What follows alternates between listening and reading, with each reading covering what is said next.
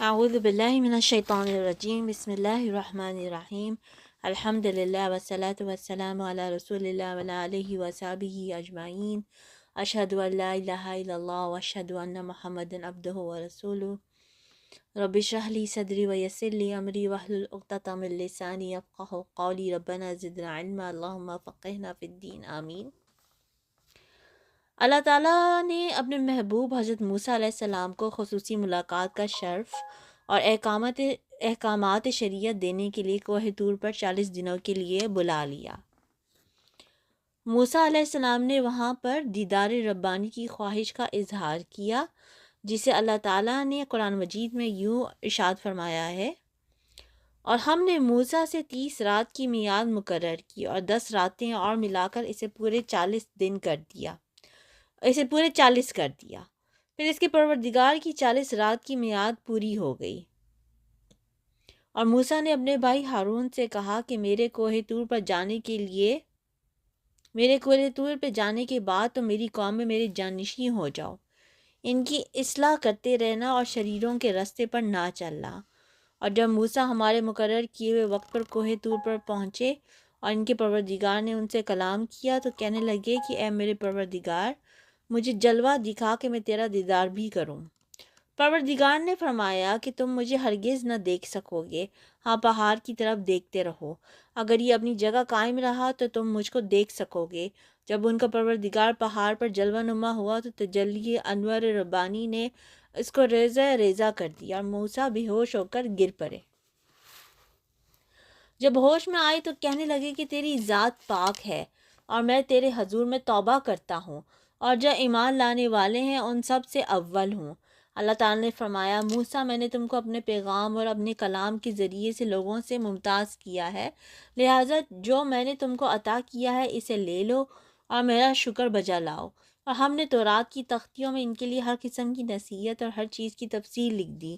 پھر ارشاد فرمایا کہ اسے مضبوطی سے پکڑے رہو اور اپنی قوم سے بھی کہہ دو کہ ان باتوں کو جو اس میں درج ہیں اور بہت بہتر ہیں پکڑے رہیں۔ میں عنقریب تم کو نافرمان لوگوں کا گھر دکھاؤں گا۔ جو لوگ زمین میں ناحق غرور کرتے ہیں ان کو اپنی آیتوں سے پھیر دوں گا۔ اگر یہ سب نشانیاں بھی دیکھ لیں تب بھی ان پر ایمان نہ لائیں، اور اگر راستی کا راستہ دیکھیں تو اسے اپنے راستہ نہ بنائیں، اور اگر گمراہی کی راہ دیکھیں تو اسے راستہ بنا لیں۔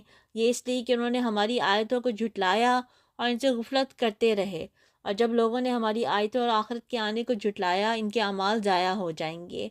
یہ جیسے عمل کرتے ہیں ویسا ہی ان کو بدلہ ملے گا۔ 30 راتوں سے مراد ذوالقعدہ کا پورا مہینہ ہے اور ذوالحجہ کے 10 دنوں کے ساتھ 40 رات کی مکمل مدت ہے۔ اس روایت کی روشنی میں حضرت موسیٰ علیہ السلام کو اللہ تعالیٰ سے ہم کلام ہونے کا یہ شرف عید قربان کے دن حاصل ہوا۔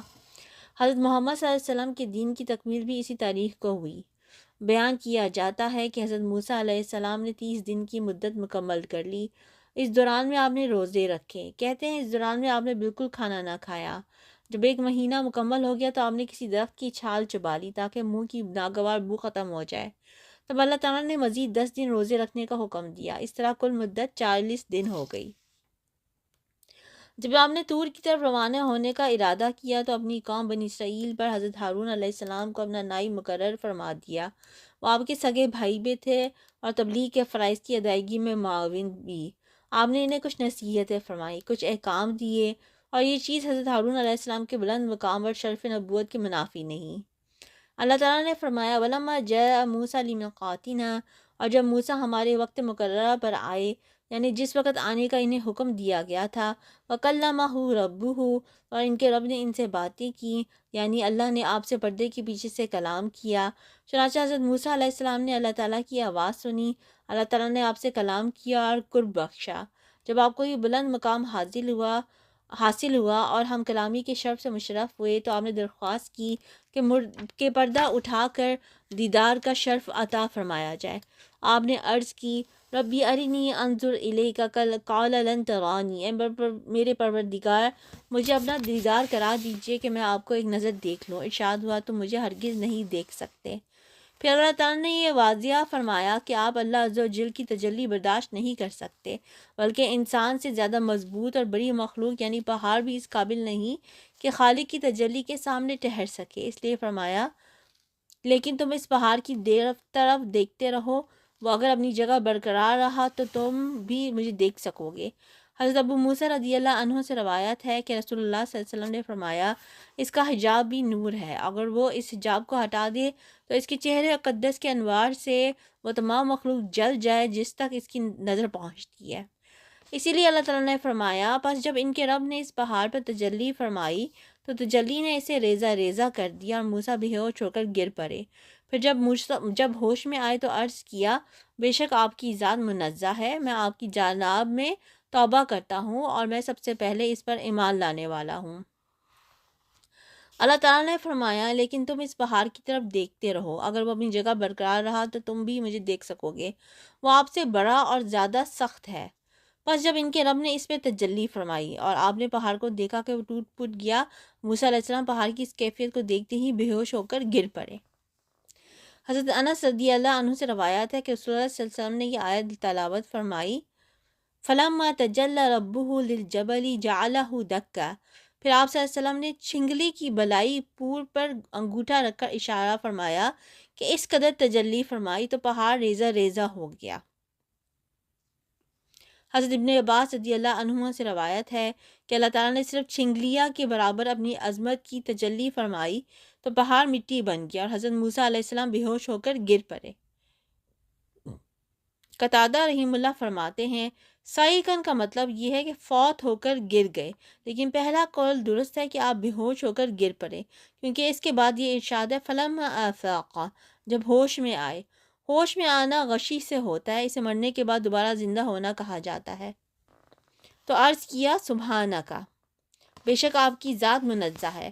اس لفظ میں اللہ کی پاکیزگی اور عظمت کا اظہار ہے کہ اس کی عظمت کی وجہ سے کوئی اسے دیکھ نہیں سکتا۔ تبت الیک، میں آپ کی جناب میں توبہ کرتا ہوں، یعنی آئندہ کبھی دیدار کی درخواست نہیں کروں گا۔ وانا اول المؤمنین، اور میں سب سے پہلے اس پر ایمان لانے والا ہوں کہ تیری تجلی نہ کوئی زندہ برداشت کرتا ہے نہ بے جان مخلوق، جاندار فوراً ہلاک ہو جائے گا اور بے جان ٹوٹ پھوٹ جائے گا۔ حضرت ابو سعید خدری رضی اللہ عنہ سے روایت ہے کہ رسول اللہ صلی اللہ علیہ وسلم نے فرمایا، انبیاء کرام علیہ السلام میں سے مجھے دوسروں پر فضیلت نہ دو، کیونکہ قیامت کے دن لوگ بے ہوش ہو جائیں گے تو سب سے پہلے میں ہوش میں آؤں گا۔ اس وقت میں دیکھوں گا کہ موسیٰ علیہ السلام عرش کا ایک پایا پکڑے ہوئے ہیں، معلوم نہیں انہیں مجھ سے پہلے ہوش آ گیا ہوگا یا طور کی بے ہوشی کا بدلہ یہ ملے گا کہ وہ اس وقت بے ہوش نہیں ہوں گے۔ نبی صلی اللہ علیہ وسلم کا یہ فرمان کہ مجھے موسیٰ علیہ السلام پر فضیلت نہ دو، یا تو تواضع اور کثرت نفسی کا اظہار ہے، یا یہ مطلب ہے کہ تعصب اور غصے کے انداز سے یہ بات نہ کہو، یا یہ مطلب ہے کہ افضل قرار دینا تمہارا کام نہیں بلکہ اللہ تعالیٰ ہی بندوں کے درجات ایک دوسرے سے بلند کرتا ہے۔ اس میں رائے کو دخل نہیں بلکہ اللہ کے بتانے ہی سے معلوم ہو سکتا ہے۔ اس میں کوئی شک نہیں کہ نبی صلی اللہ علیہ وسلم صرف انسانوں ہی میں نہیں بلکہ تمام مخلوقات میں افضل ترین فرد ہیں۔ اللہ تعالیٰ نے تو مومنوں کو بھی فرمایا ہے، کنتم خیر امت اخرجت للناس، تم بہترین امت ہو جو لوگوں کے لیے پیدا کی گئی ہے۔ امت کو یہ فضیلت ان کے نبی کے مقام کی وجہ ہی سے ملی ہے۔ علاوہ وہ حدیث متواتر ہے جس میں نبی صلی اللہ علیہ وسلم نے فرمایا، میں قیامت کے دن اولاد آدم کا سردار ہوں گا اور مجھے اس پر کوئی فخر نہیں۔ علاوہ ازیں مقام محمود میں نبی کریم صلی اللہ علیہ وسلم کے لیے مخصوص ہے، اور یہ ایسا مقام ہے جس پر اولین و آخرین ہی نہیں بلکہ عظیم ترین رسول یعنی اولو العزم پیغمبر بھی آپ پر رشک کریں گے۔ اولو العزم پیغمبروں میں حضرت نوح، ابراہیم، موسیٰ اور عیسیٰ ابن مریم علیہ السلام شامل ہیں۔ نبی کریم صلی اللہ علیہ وسلم کے فرمان، سب سے پہلے میں ہوش میں آؤں گا تو دیکھوں گا کہ موسیٰ علیہ السلام عرش کا پایا پکڑے ہوئے ہیں، معلوم نہیں انہیں مجھ سے پہلے ہوش آ گیا ہوگا یا طور کی بے ہوشی کا یہ بدلہ ہوگا کہ وہ اس دفعہ بے ہوش نہیں ہوں گے۔ اس سے معلوم ہوتا ہے کہ قیامت کے دن مخلوقات کی یہ بے ہوشی اسی وقت ہوگی جب اللہ عز و جل بندوں کے فیصلے کرنے کے لیے تجلی فرمائے گا، تو لوگ اللہ تعالیٰ کی ہیبت اور عظمت و جلال کی وجہ سے بے ہوش ہو جائیں گے۔